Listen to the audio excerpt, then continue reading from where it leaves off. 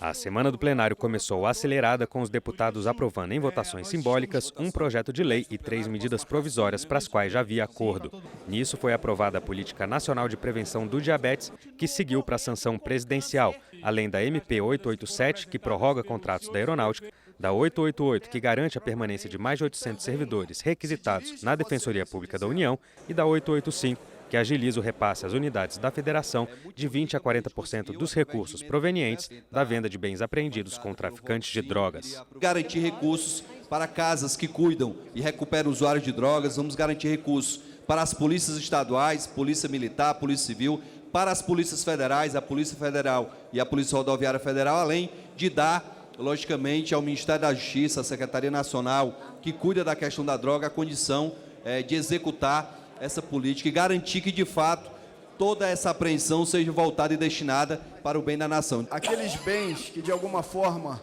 forem retirados, vão atender uma decisão, pelo menos de primeira instância, ou isso não vai acontecer?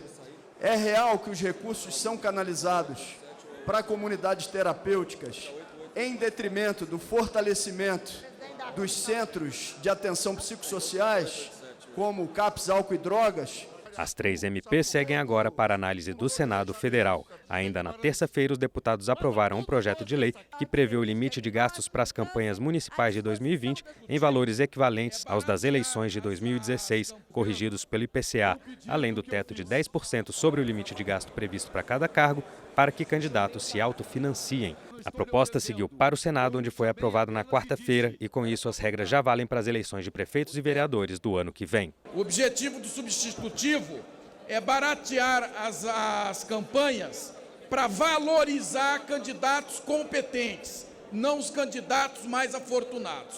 Valorizando a democracia, nós não estamos prevendo aqui o pagamento e o investimento nos impulsionamentos, justamente com o objetivo de baratear. Mas o assunto que roubou a cena no plenário foi a proposta de emenda à Constituição que prevê a divisão de recursos do leilão de áreas do pré-sal, marcado para o próximo dia 6 de novembro. O presidente da Câmara, deputado Rodrigo Maia, afirmou ter sofrido pressão e pediu agilidade aos deputados para que a comissão especial que vai analisar o tema na casa seja instalada no mais tardar até a próxima semana. Eu não aceito que alguns governadores ameacem a Câmara de Deputados, como alguns fizeram nos últimos dias.